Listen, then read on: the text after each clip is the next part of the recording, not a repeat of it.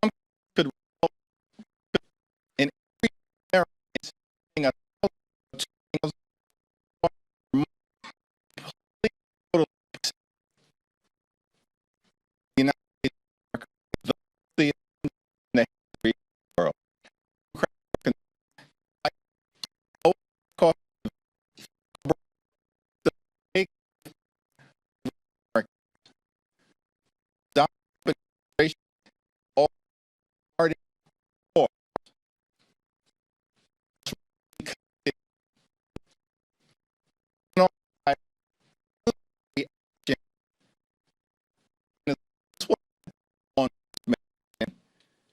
They're lying to the American people when they say that.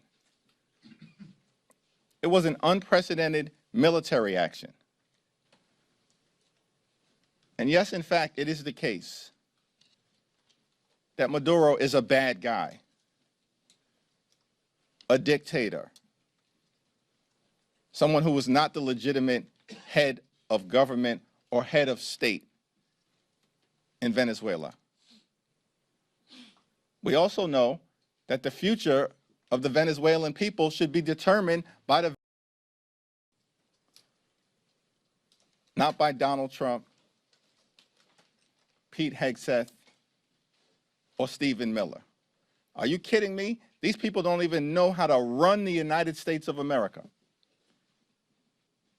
And we're supposed to believe that there's any credibility to the notion that the Trump administration is going to run Venezuela, a country of 30 million people in South America. The American people reject the possibility of another unjustified foreign war that seems to be on the horizon because of Trump's desire to reward big oil in the United States of America, while continuing to not do a damn thing to make life better for the American people. Questions? Mr. Leader, thank you, and Happy New Year. You used the term unauthorized and unprecedented, but do you believe the administration's actions in Venezuela were illegal? And if so, what actions are Democrats prepared to take? We're going to have a conversation with the administration within the hour when the leaders of the House and Senate on a bipartisan basis are going to be briefed at the highest levels by so-called Secretary of Defense, Attorney General, as I understand it, Secretary of State, the Chairman of the Joint Chiefs of Staff, and the CIA Director. There are a lot of questions that need to be answered on behalf of the American people. So that's the next step that's in front of us right now. What's clear is that the administration took military action without congressional approval. It was military action, not a law enforcement action, despite what members of the administration are claiming right now. And the notion that the American people are supposed to believe that the military action that the Trump administration took had anything really to do with a counter-narcotics effort is belied by the fact that it was Donald Trump just a few weeks ago who pardoned the former president of Honduras, who's one of the world's leading narco-traffickers. The former president of Honduras was convicted by an American jury of narco-trafficking, of jamming more than 400 tons of cocaine into the United States of America. He was sentenced after being convicted by an American jury to 45 years of hard time in federal prison. Former president of Honduras said he wanted to jam cocaine down the nostrils of the gringos. And this is the person that Donald Trump pardoned? and the American people are now supposed to believe that this whole situation that has unfolded in Venezuela has anything to do with a counter-narcotics operation? Get lost. Thank you, Mr. Leader. Happy New Year. You've been critical of some of the briefers who will be speaking to you this afternoon, Pete Hegseth, Pam Bondi, Marco Rubio. You've also been critical of some of the previous classified briefings you've received from the administration. What's your level of confidence going into this particular briefing that you'll get the answers that you say you and House Democrats are seeking on behalf of the American people, when these are the same officials who have briefed you in the past and you've been critical of the information that they provided?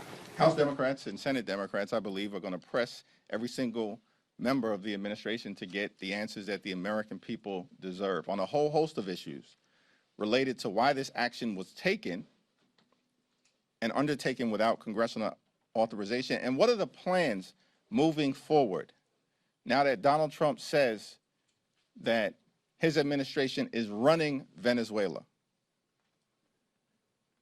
And Donald Trump had the nerve to dismiss the popular opposition leader of Venezuela, said that she was not popular, did not have the support of the Venezuelan people. Donald Trump does not have the support of the American people. He's historically unpopular. And yet he's questioning the legitimacy of who should actually succeed the deposed former president of Venezuela.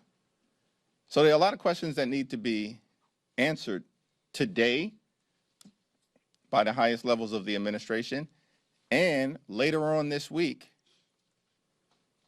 when the entire House and the entire Senate will be briefed.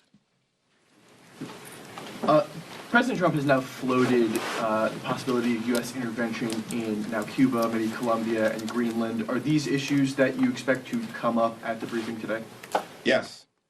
And there is no military action that should be taken in Venezuela, in Greenland, in Panama, in Canada, in Cuba, or anywhere else on this globe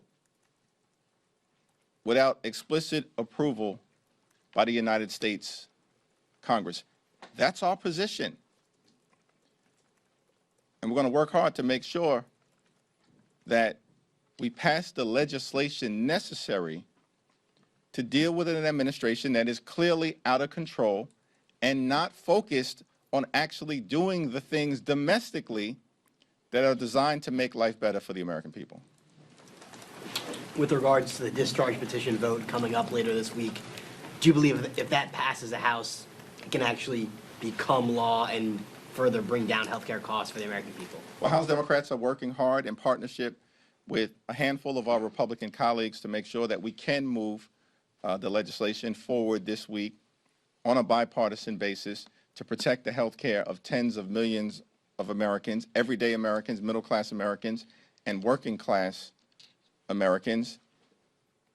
When we successfully move that legislation out of the House, I do believe that a straightforward extension of the Affordable Care Act tax credits, similar to the bill that will be moving in the House, is the one piece of legislation that we know has bipartisan support by a majority of U.S. senators. Every single Senate Democrat and at least 4 Senate Republicans who have previously voted for a 3-year straightforward extension of the Affordable Care Act tax credits. There is no reason why this legislation, upon successfully being voted out of the House, shouldn't be taken up immediately by the Senate and passed. The only obstacle is John Thune and Senate Republicans who want to play procedural games as opposed to protecting the health care of the American people, when they know that a majority of United States senators support extending the Affordable Care Act tax credits and making sure that we protect the health care of working class Americans. Thank you, Congressman. Is there any concern that what's happening with Venezuela will overshadow the work that you guys have on the ACA, the work that you're doing on affordability and other issues like that? From the very beginning of this administration, Donald Trump and their strategy, their flood the zone strategy, has been to wear America down so they can tear America down. This is not new. This has been the reality of the chaos, the confusion, the corruption, the crisis that has characterized the Trump administration since the very beginning. And we're going to have to continue to navigate our way through all of the challenges that are thrown at the American people, and eventually to end this national nightmare and continue this country's great march toward a more perfect union. We're starting the week. We have to deal with extending the Affordable Care Act tax credits. We will. We're going to confront the administration as it relates to actions that they took connected to Venezuela and the possibility that they're going to send additional troops into Venezuela, which is a non-starter, future military action, a non-starter. Why are we engaging in this kind of aggressive military behavior on behalf of big oil companies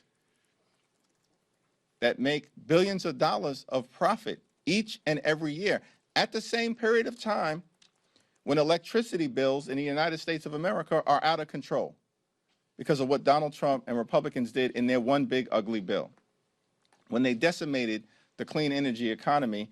And ever since that point, electricity bills have been skyrocketing across the United States of America. And instead of Donald Trump and Republicans focusing on those cost of living issues, once again, we see Republicans trying to reward their billionaire donors, just like they did in the one big ugly bill, while they were gutting Medicaid at the same period of time.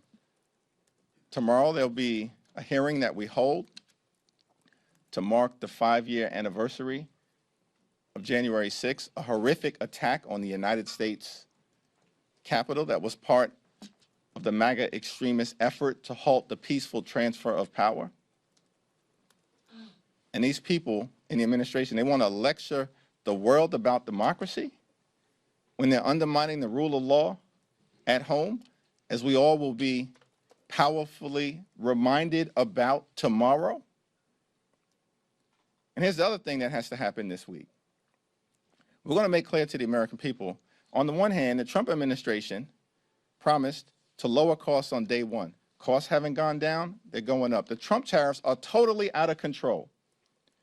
And as a result, everyday Americans are experiencing thousands of dollars of additional costs per year because of the Trump tariffs and the failure to keep your promise to lower costs. Here's what Donald Trump did do on day one.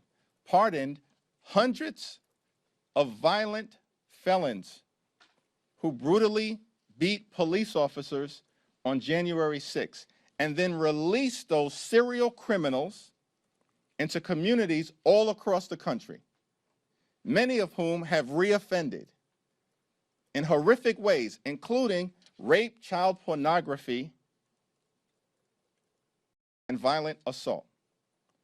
And we're going to document all of that for the American people tomorrow on the 5th year anniversary of January 6th. Thank you, Mr. Leader. Some members of your caucus have been significantly less critical of Maduro than you just were and you were in your statement. They've called his capture a kidnapping, and they have treated him as if he's the legitimate leader of the state, whereas both the former and current administrations have said that he is an illegitimate leader of Venezuela. Is it a mistake for Democrats to support Maduro's, not support Maduro's removal from power? I've been very clear about my views in terms of Maduro, his legitimacy, and the fact that he has clearly oppressed the Venezuelan people. We want a bright future for the Venezuelan people. It's a great country that's been decimated by the Maduro regime. Nobody is disputing that. But no one's also disputing the fact that the overwhelming majority of Americans do not support another failed foreign war, putting our men and women in uniform at risk. And the American people certainly do not support the notion that Donald Trump and his cronies like Stephen Miller, who's a joke and a toxic embarrassment, are going to run Venezuela, a country of 30 million people. Are you kidding me? They're talking about making Venezuela great again. They haven't been able to make America great again. America's a wonderful country. We have challenges that we have to solve on behalf of working class folks in this country. And the Trump administration, throughout this previous year, into this year, has failed to do a damn thing to make life better for everyday Americans. And perhaps they should actually take heed of the fact that the American people, in election after election after election, are rejecting them, rejecting their extremism, and embracing the Democratic commitment to addressing the affordability crisis, as opposed to Republicans continuing to jam their failed extremism down the throats of the American people. Things just continue to go from bad to worse as it relates to the administration. Hopefully this week, as a result of Democratic leadership, in partnership with some of our Republican colleagues who are prepared to do the right thing on extending the Affordable Care Act tax credits, we can deliver some good news for the American people. Thank you, Mr. Leader. You said that the future of Venezuela should be determined by Venezuelans. What exactly do you mean? Are you calling for new elections in Venezuela? Listen, the top line principle, which should not be in dispute, is that we need free and fair elections in Venezuela, and the future of the country should be determined by Venezuelans. And we know that there will be many Venezuelan Americans here in this country that have a substantial interest and stake in making sure that they bring about a bright future in Venezuela. We support that in its entirety. But that cannot mean continued military action that's rogue, that doesn't seek congressional approval, and that seems designed by Donald Trump, who explicitly, I think more than 24 times over the last 48 hours, Donald Trump has referenced oil in Venezuela, more than 24 times. And that's not something that the American people are interested in seeing. Lives lost from our men and women in uniform, and involving ourselves in another quagmire similar to what happened in Iraq and Afghanistan. That's beyond dispute. The American people aren't with it. House Democrats aren't with it. And the last thing in the world we need to see is the Trump administration running Venezuela. Focus on the American people and actually solving the many challenges that we have here in our country, which you have failed to do since being inaugurated on January 20th of last year. Thank you, Leader Jeffries. The president said he didn't notify Congress of the Venezuela operation because Congress might leak it. What's your response to that? Yeah, that is an outrageous assertion, because Donald Trump and the administration, and this is going to come up at the briefing that we're getting ready to have, because Secretary of State seemed to suggest that as well yesterday on Meet the Press. If you have a responsibility to notify Congress, or at least a subset of congressional leaders, that's there for a reason. It's because Congress, particularly the House, is the institution closest to the American people. And in the context of the United States Constitution, it's the Congress that has the sole power to declare war. So the Constitution isn't a matter of inconvenience. It is a requirement. George Washington, in his farewell address to the nation, made clear that the Constitution is sacredly obligatory upon all. That's what George Washington said. That means everybody. There is no Trump exception to the United States Constitution. And there's no evidence that the Trump administration has ever presented of congressional leaders being briefed in a classified setting and that information then being leaked in a way that undermined America's national security interests. The question that we're dealing with right now is, how was this military action taken by the Trump administration going to advance the national security interests of the American people? We still don't have any answers as it relates to what should be a fundamental guiding principle whenever this type of extraordinary military action is taken. Congressman Pat Ryan and some other members of your party have insinuated that the Trump administration, Secretary of State Rubio, lied to Congress in December about the administration's war aims in the last all-member briefing. Do you believe that the administration has lied? The administration certainly is going to have to try to reconcile its prior statements that were both publicly made and made directly to Congress, that regime change was not an aim of this administration. That's what they said.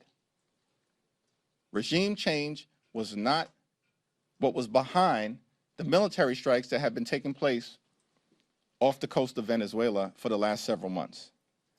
While at the same period of time, over the last several months, they were planning this extensive military operation. And so, it's a very reasonable question that needs to be asked. Did the administration lie to the United States Congress by saying that regime change was not a goal, while at the same time they were preparing to go get Maduro and execute regime change? And that certainly is going to be what the Congress is going to confront, at least on the Democratic side, the administration about 30 minutes from now in that classified briefing for congressional leaders, and later on this week when they come before the entire Congress. I have a question on the 3-bill minibus that was released. What are your thoughts on that? And is it a sign that Congress is taking power of the purse back from DOGE? Seems like a lot of the Democrats are rejected. Yeah, we'll have, Rosa DeLauro did a tremendous job. Democratic appropriators working in a bipartisan way did a tremendous job. I haven't had an opportunity to review the package in its entirety, but it's supported strongly by Rosa DeLauro for very sound reasons.